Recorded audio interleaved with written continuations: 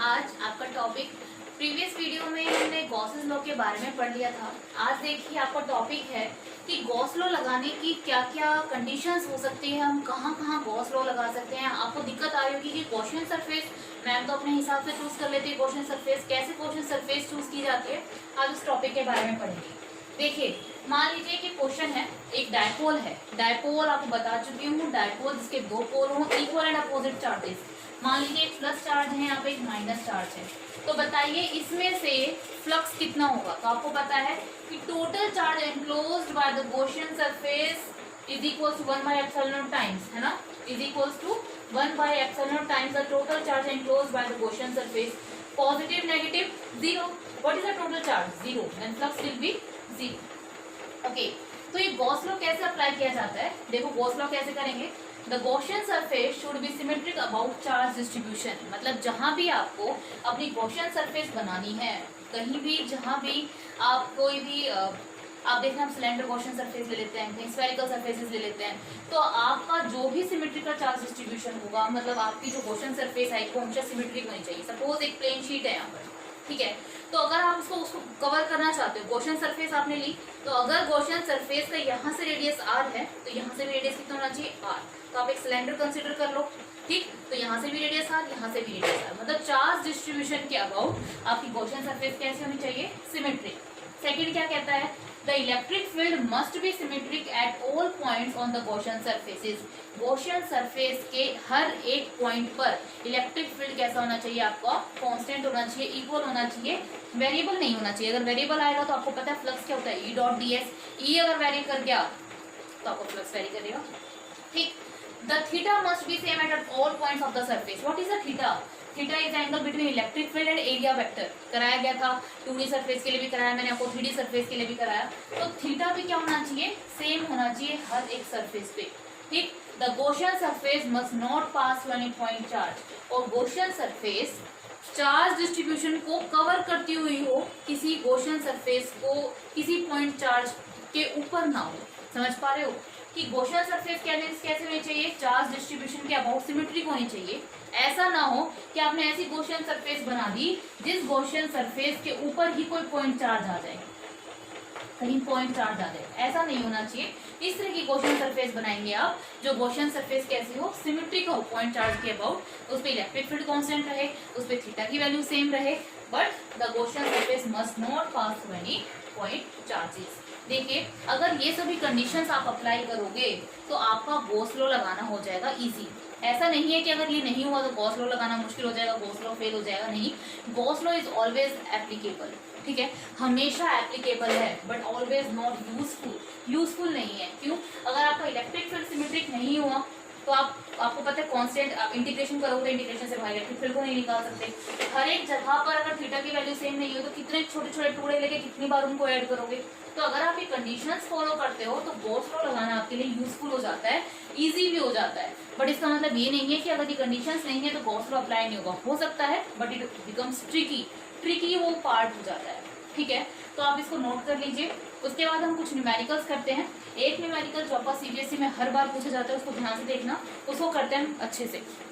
मान लीजिए एक क्वेश्चन दे देते हैं।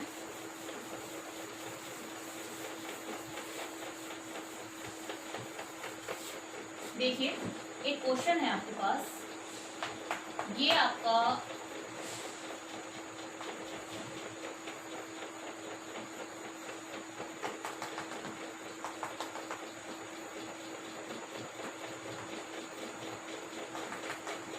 यहाँ पर एक सिलेंडर था, ठीक, मैंने सिलेंडर को इस तरीके से काट दिया,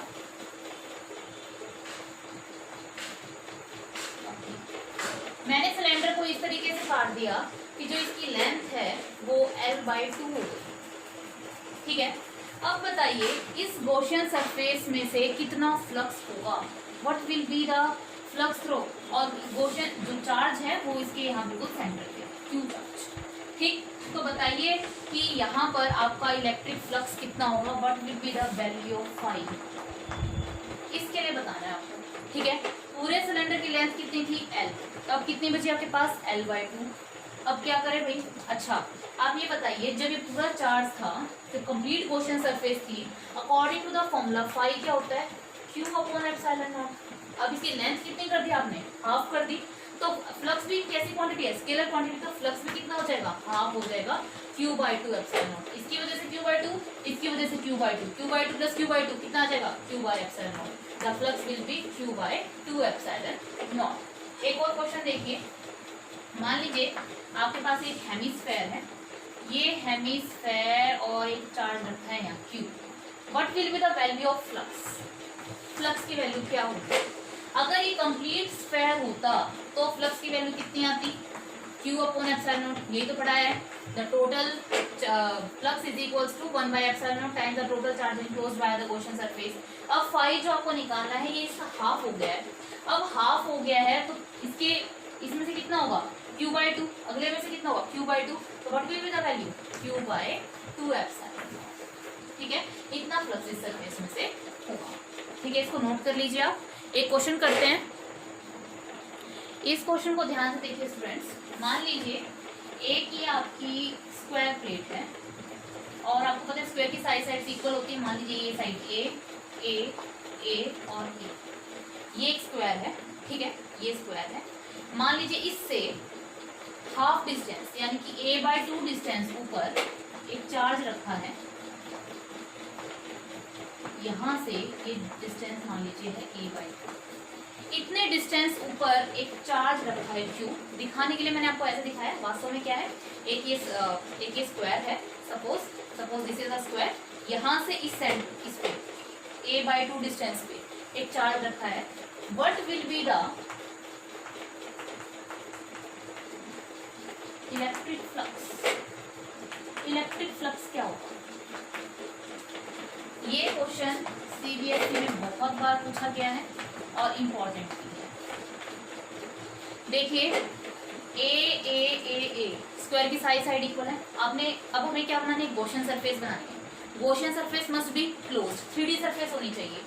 स्क्वायर है तो मैं क्या करूँ? गॉसियन सरफेस कैसे बना लूँ? क्यूब। ठीक, क्यूब बना लूँ। ये बना लिया मैंने क्यूब।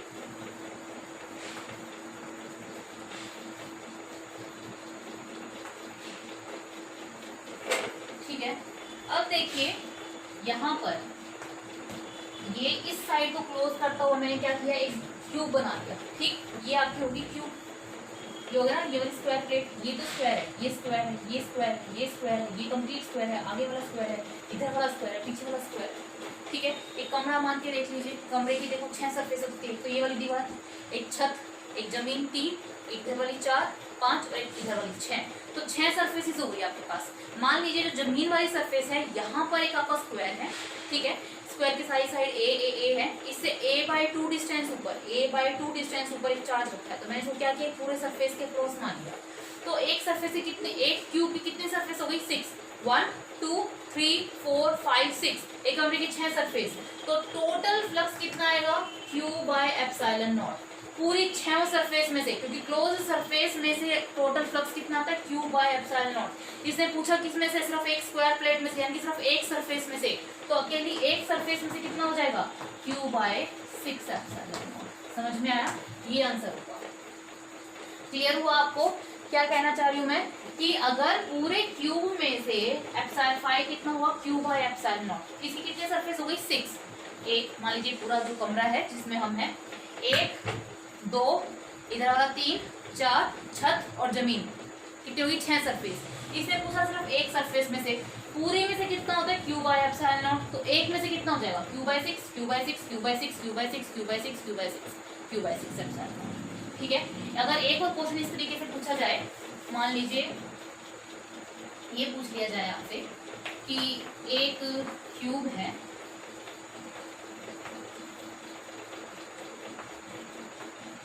एक बिल्कुल क्यूब के सेंटर पे क्यू चार्ज रखा है। तो बताइए इसकी एक सरफेस में से, किसी भी एक सरफेस में से फ्लक्स कितना होगा? वही बात है सेम, इसमें से पूछ लो, चाहे इसमें से पूछ लो, इसमें से पूछ लो, इसमें से आगे वाली में से, पीछे वाली में से, किसी में भी पूछ लो, फ्लक्स कितना आएगा? Q by 6 epsilon not. क्योंकि पूरे क्यूब से कितना आता? Q by epsilon not. तो एक सरफेस में से कितना आएगा क्यू बाय 6, क्योंकि क्यूब की और क्यूबॉइड की कितनी सरफेस होती है 6।